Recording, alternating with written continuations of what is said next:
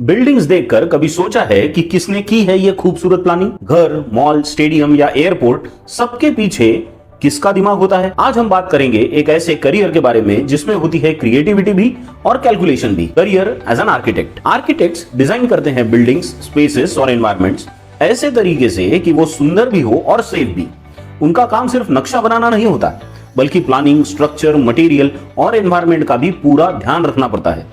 वो टीम्स के साथ काम करते हैं, सिविल इंजीनियर्स, इंटीरियर डिजाइनर्स और क्लाइंट के एक्सपेक्टेशन के हिसाब से। आप आर्किटेक्ट कैसे बन सकते हो?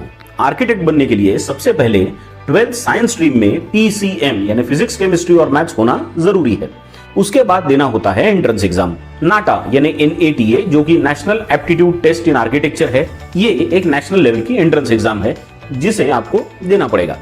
या फिर आप JEE मेंस का पेपर 2 भी दे सकते हो जो NITs या IITs के लिए काम में आएगा। कुछ स्टेट्स में स्टेट लेवल की CETs या कॉमन एंट्रेंस टेस्ट भी अवेलेबल है, जैसे महाराष्ट्र में महाराष्ट्र ARCET होती है। एप्टीट्यूड, ड्राइंग और मैथ्स के बेसिक कंसेप्ट होना जरूरी है क्योंकि यही सब्जेक्ट्स आपकी एंट्रेंस में आएंगे। बात कर लेते हैं कुछ टॉप कॉलेजेस के बारे में। SPA जो दिल्ली में है, CEPT यूनिवर्सिटी अहमदाबाद में, JJ college of architecture Mumbai में, NIT ट्रिची या NIT कालीकत, ये सब टॉप के कॉलेजेस हैं।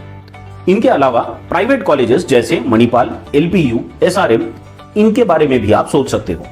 ये सभी कॉलेजेस B.Arch की डिग्री देते हैं जो 5 साल का प्रोफेशनल कोर्स होता है। सैलरी और करियर स्कोप के बारे में थोड़ा जान लेंगे। एक फ्रेशर आर्किटेक्ट 25,000 से 35,000 प्रति महीना कमा सकता है।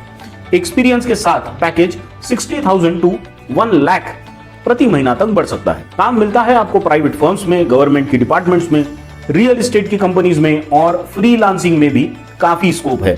आप अब्रॉड जा सकते हो फर्दर स्टडीज के लिए या जॉब्स के लिए भी। हर करियर की तरह यहाँ भी कुछ फायदे और नुकसान है। इसके प्रोज है कि ये आपको काफी क्रिएटिव फ्रीडम देगा।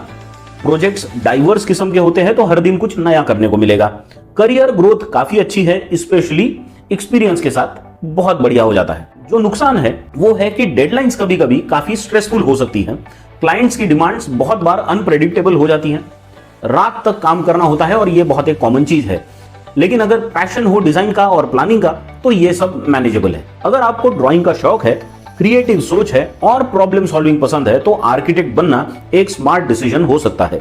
तो ऐसे ही करियर रिलेटेड इंपॉर्टेंट बातों के लिए रेडियंट करियर काउंसलिंग सेंटर को फॉलो करें। और सबसे इंपॉर्टेंट बात, सभी करियर्स में स्कोप होता है, लेकिन आपको क्या सूट करेगा ये समझना सबसे इंपॉर्टेंट है। तो करियर रिलेटेड डिसीजन लेने से पहले एक अच्छे करियर काउंसलर से जरूर कंसल्ट करें।